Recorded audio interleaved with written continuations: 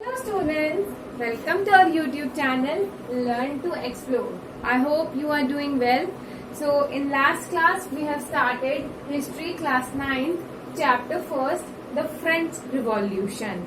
I hope you are liking our content, so please don't forget to like, share and subscribe to our channel. So let's begin with a quick revision what we have already covered in the last class.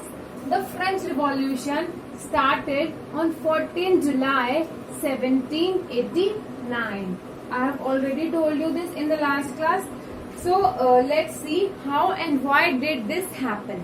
France society during the late 18th century. In 1774, Louis XVI of the Bourbon family of kings ascended the throne of France. He was 20 years old and married to the Austrian princess Marie Antoinette. Due to long years of war, financial resources of state were already drained. मतलब उस time पर जो France का राज्य था उनके पास संपत्ति थी ही नहीं, सारे संसाधन खत्म हो चुके थे क्योंकि फ्रांस काफी टाइम से वॉर्स में इन्वॉल्व था, युद्ध में इन्वॉल्व था. किसके साथ? France was helping 13 American colonies. 13 American colonies to get independent from their common enemy known as Britain. जो ब्रिटेन था वो फ्रांस और इन 13 अमेरिकन कॉलोनीज का एक कॉमन दुश्मन था. तो फ्रांस इनकी हेल्प कर रहा था, जिसकी वजह से फ्रांस में भी डेट बर्डन यानी कि घाटे की स्थिति बढ़ती ही जा रही थी. जो फ्रांस की करेंसी थी लिवरे, उस पर मोर देन 1 बिलियन डेट हो चुका था. इसकी वजह से क्या हुआ?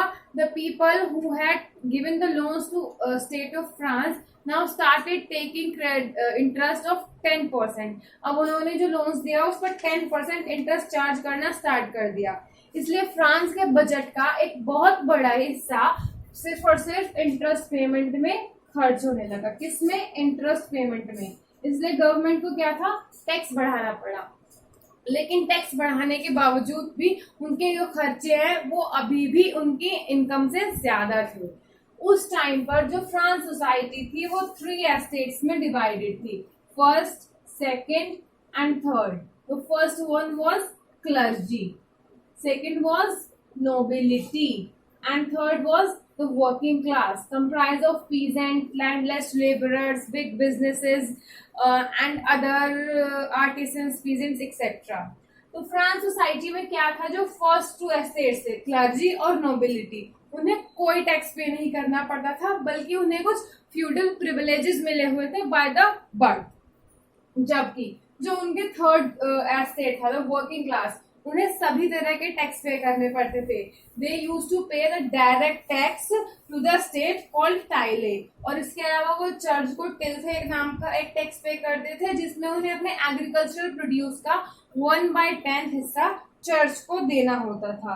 तो जितना भी टैक्स का बर्डन गवर्नमेंट बढ़ा रही थी, state of France was increasing the burden of tax, all of it goes to only the third estate, which was the working class. Okay, so they were struggling to survive.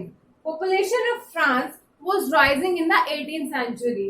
During 18th of century, 18वीं शताब्दी के दौरान क्या था? वहां पे जो है population increase हो रही थी. पॉपुलेशन इंक्रीज होना किसी भी देश की जनसंख्या का बढ़ने का सबसे पहला परिणाम क्या होगा? वहां पर फूड ग्रेन्स की डिमांड ज्यादा होगी. People will be demanding more food to each, they will be needing many more things. तो इन सब की वजह से क्या था? जो प्रोडक्शन था वो बढ़ तो रहा था, लेकिन उसमें और पॉपुलेशन इंक्रीज में बैलेंस नहीं हो पा रहा था. पॉपुलेशन बहुत तेजी से बढ़ रही थी, जबकि फूड ग्रेन्स उतनी तेजी से, प्रोडक्शन उतनी तेजी से नहीं बढ़ रहा था. उसकी वजह से क्या हुआ? वहां पर ब्रेड के प्राइस बहुत ज्यादा इंक्रीज हो गए. वेजेस फिक्स थे और प्राइस बढ़ते जा रहे थे. इसकी वजह से क्या हुआ? There was a gap widening. तो जो अमीर लोग थे वो और अमीर होते जा रहे थे, अमीर लोग और गरीब लोग और गरीब होते जा रहे थे. Poor was becoming more poor and rich was becoming more richer. तो ये स्थिति थी उस टाइम पर ड्यूरिंग 18th सेंचुरी. इस सब की वजह से क्या हुआ? सबसिस्टेंट क्राइसिस की सिचुएशन आ गई फ्रांस में. सबसिस्टेंट क्राइसिस एक ऐसी सिचुएशन होती है जहाँ पे means of livelihood are in danger. Endangered means the sources from which people earn income from which people earned for their livelihood was getting in the trouble. सब कुछ में है क्या है, problems बढ़ती जा रही थी. Now let's moving to the next topic. A growing middle class envisages an end to privileges. Guys, you can refer to your NCERT book. You can open your NCERT book, students, and you can match. I have made all these point notes from your original NCERT, so you can refer to it. Also, I'll provide you these handwritten notes. In case you have any doubt, feel free to ask me. So, from the past, peasants and workers had participated in revolts against increasing taxes and food security. पहले से क्या था, peasants और workers, मतलब जो गरीब किसान थे और वर्कर्स थे, वो ही रिवोल्ट्स में पार्टिसिपेट करते थे बढ़ते हुए टैक्स और फूड सिक्योरिटी जैसे इश्यूज के लिए.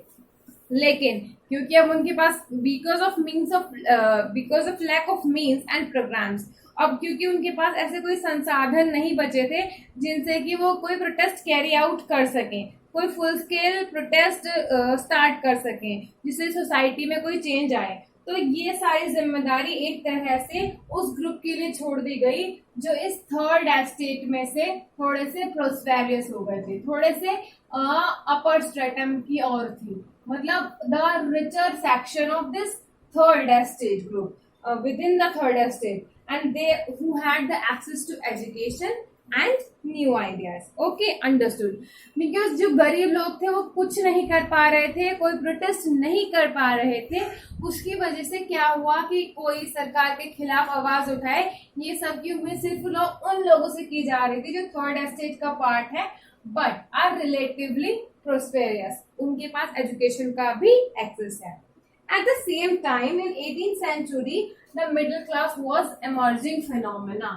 इसी टाइम पे क्या हुआ, फ्रांस में एक न्यू क्लास बन रही थी which is known as middle class, मध्यम वर्ग जिसे हम कहते हैं. मध्यम क्लास का जन्म उसी टाइम फ्रांस में हो रहा था. They had earned their wealth through an expanding overseas trade from the manufacture of goods such as woolen and silk textiles. तो ये जो मिडिल क्लास थी ये कहाँ से बनी, इन्होंने जो है अपने लिए संपत्ति और का जो साधन था, मतलब from there they were earning their money और the resources from the manufacturing of goods like woollen and silk textiles. Also they were used to do the trading, मतलब वो बाहर के देशों के साथ व्यापार करते थे और कुछ वुलन और सिल्क के कपड़ों का निर्माण करते थे. They use these things for the export and for the rich section of society, मतलब समाज में जो अमीर लोग थे उनको जो चीजें चाहिए ये या तो उसका उत्पादन करते थे या फिर वो चीजें जिनकी फॉरेन कंट्री में डिमांड थी, मतलब means for the export purpose. Okay. Also the merchant and manufacturers, other professionals of third estate like lawyers or officials etc. were educated. ये सब पढ़े लिखे लोग थे और इनका क्या मानना था कि सोसाइटी में किसी भी ग्रुप को कोई भी प्रिविलेज मीन्स कोई भी फायदा सिर्फ इसलिए नहीं मिलना चाहिए क्योंकि वो पर्टिकुलरली ग्रुप में बॉर्न है, पर्टिकुलर स्टेट में बॉर्न है. उनका मानना था कि किसी भी पर्सन की जो सिचुएशन, किसी भी पर्सन की जो पोजीशन है सोसाइटी में उसकी मेरिट यानी कि उसकी योग्यता पर निर्भर होनी चाहिए, ना कि बेस्ड ऑन हिज और हर birth.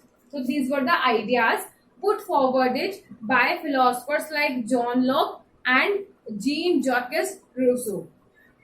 Ideas like freedom, equal laws and opportunity for all was put forwarded by these philosophers. Locke sought to refute the doctrine of divine and absolute rights of monarch in his two treatises of government.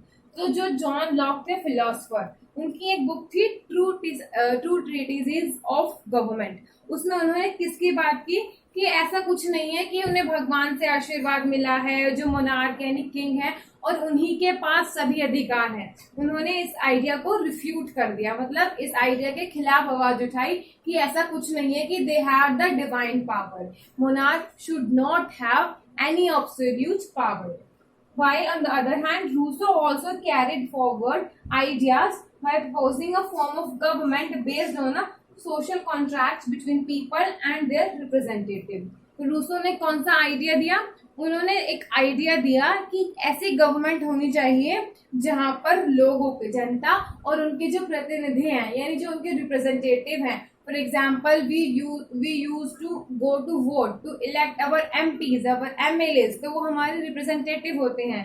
तो जो government है उसका जो काम है, मतलब जो उनकी वर्किंग है और फंक्शनिंग है, वो पीपल एंड द रिप्रेजेंटेटिव्स के बीच में एक कॉन्ट्रैक्चुअल बेस पर होनी चाहिए. Then the next philosopher in the line, Montesquieu, in the spirit of laws, proposed a division of power within the government between legislative, executive and judiciary. तो Montesquieu ने क्या कहा कि there must be a division of power between three: judiciary, legislative and executive. This was proposed by Montesquieu and this model was later applied in the USA, United States of America, when 13 colonies, जिनकी France starting में help कर रहा था Britain से आजाद होने के लिए, जब वो एक स्वतंत्र राज्य बन गई तो उन्होंने यही मॉडल यूज किया and there was division of power between legislature, executive and judiciary. Okay, these ideas used to discussed intensely in salons, coffee houses, and also spreaded among people through books and papers. Even for the groups who could not read and write, they were frequently read aloud. तो ये जो ideas थे saloons, coffee shop, इन सब में discuss करने लगे. लोग जहाँ बैठते थे, जहाँ जुड़ते थे, इन्हीं आइडियाज के बारे में बात करने लगे. और ideas like freedom, equality for all etcetera. इसके अलावा जो लोग ऐसे थे जो पढ़ नहीं सकते थे, उनके लिए क्या होने लगा कि जो लोग पढ़ सकते हैं जोर जोर से बोल के उन्हें ये आइडियाज बताने लगे, जिससे कि वो भी आइडियाज के डिस्कशन में इन्वॉल्व हो सके, पार्टिसिपेट कर सके. इन द सेम मैनर, जिस तरह से ये न्यूज स्प्रेड हो रही थी और डिस्कशंस चल रहे थे कॉफी हाउसेस में, सलोन्स में, एक न्यूज कि Louis XVI is planning to impose further taxes to meet state expenses, generated anger and protest against the system privileges. जब ये आइडियाज डिस्कस हो रहे थे फ्रांस के सैलून्स और कॉफी शॉप्स में, एक न्यूज भी साथ में स्प्रेड हुई कि जो लुई 16 है, अवर रूलर, उस टाइम जो फ्रांस के रूलर थे, वो न्यू टैक्स इम्पोज करने वाले हैं. तो जनता में बहुत ज्यादा गुस्सा बढ़ गया और मतलब वो राजा के प्रति जो है क्या बोलते हैं, बहुत उदासीनता का भाव आ गया. प्रोटेस्ट मतलब वो विद्रोह की स्थिति में आ गए कि अब तो हमें लड़ना ही है और सारी जनता में बहुत ज्यादा गुस्सा आ गया. Then the outbreak of revolution, how this revolution finally get outbreak, how it finally started in France. As per the old regime rules, the monarch did not have the power to impose taxes according to his will alone, but he had to call a meeting of the Estates General and get proposals passed from the for the new taxes. वहाँ पे जो old regime के rules थे उसके हिसाब से क्या था, कोई भी रूलर जो है अपनी मर्जी से ऐसे कोई टैक्स नहीं बढ़ा सकता था. उसके लिए उन्हें एक मीटिंग बुलानी पड़ती थी एस्टेट जनरल्स की. तो रूलर को क्या था, कोई भी टैक्स प्रपोजल इंक्रीज करने से पहले एक मीटिंग बुलानी पड़ती थी ऑफ एस्टेट जनरल्स. तो एस्टेट जनरल क्या था, एक पॉलिटिकल बॉडी थी having representative of all 3 estates. तो उसकी मीटिंग की बुलानी पड़ती थी किंग को. Monarch only had the power to call for this meeting at any time and last it was done in 1614. तो अब क्योंकि लुई 16 को भी टैक्स इंक्रीज करने थे, तो इसीलिए on 5th May 1789 he called for an assembly of the Estates General to propose new taxes. In the resplendent hall of Versailles, 300 representatives of first and second estate were seated in rows facing each other on 2 sides. तो जब Louis 16 ने meeting बुलाई Versailles के hall में, तो क्या था, तीनों ही एस्टेट के रिप्रेजेंटेटिव्स को वहां आना था. तो फर्स्ट और सेकंड एस्टेट यानी क्लर्जी और नोबिलिटी दोनों से 300 मेंबर्स आए who were sitting facing each other in the hall, while the 600 members from third estate had to stand at back. जबकि जो तीसरे एस्टेट यानी वर्किंग क्लास ग्रुप के जो मेंबर्स थे, वहां से 600 मेंबर्स आए और उन्हें पीछे खड़ा होना पड़ा. There was no proper sitting arrangement for them. Third state was represented by prosperous and educated members of the group, like but others like peasants, artisans and women were denied entry into the hall. तो third estate में जो लोग educated थे वो तो यहाँ पर representative बनकर आए, लेकिन दूसरे लोग पीजेंट्स मतलब किसान, कलाकार और जो औरतें थी उन्हें उस हॉल में एंट्री नहीं दी गई। लेकिन उन लोगों के जो ग्रीवियंस थे मतलब महिलाओं के, गरीब मजदूर किसानों के, उन सब ने अपने जो भी मतलब उनकी कोई शिकायतें थी या अर्जियां थी वो through their letters, around 40,000 letters were brought in the hall bye there representatives. Okay, voting in the estates general till now had been based on the principle of each state had one vote, and so this time too Louis XVI asked for it। तो वहाँ पे voting का क्या system था कि जो estate general में कि जो भी क्लास है पर class each vote, each class has one vote. तो लुई 16 ने भी यही बोला कि जो 3 एस्टेट्स हैं सबके तीनों का एक एक वोट होगा। लेकिन इस time but the members of third estate now demanded voting to be conducted by the assembly as a whole, where each member would have one vote, as democratic principle put forwarded by Rousseau in his book in The Social Contract। जैसा कि famous philosopher Rousseau ने अपनी book social contract में बात की है, उसी के बेस पे थर्ड एस्टेट के लोगों ने डिमांड की कि जो वोटिंग है वो डेमोक्रेटिक प्रिंसिपल के बेस पे होनी चाहिए for whole assembly as a whole, मतलब each member must have one vote. Representatives की ये डिमांड लुई 16 ने मानने से मना कर दिया। After this, on the rejection of this proposal, members of third estate walked out in protest। उनकी ये डिमांड नहीं मानी गई तो वो असेंबली हॉल से प्रोटेस्ट यानी विद्रोह करते हुए, मतलब उसको नकारते हुए, फैसले से असहमति जताते हुए बाहर आ गए। The representative of third estate viewed themselves as spokesperson for the whole of France। उसके बाद क्या हुआ, जो रिप्रेजेंटेटिव थे ऑफ थर्ड एस्टेट मतलब these 600 members group who were the representative of third estate, उन्होंने खुद को डिक्लेयर कर दिया as the representative of whole France, whole French society। They declared themselves as representative। उन्होंने क्लेम किया कि हम ही पूरे फ्रांस का प्रतिनिधित्व करते हैं।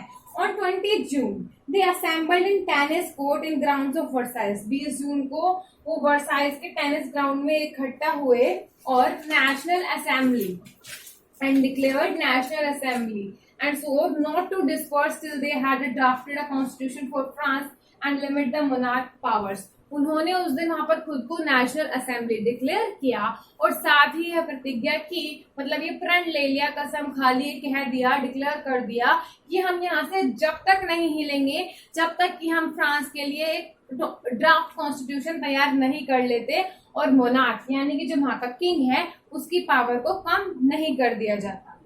Their main leaders were Mirabeau and Abbassies।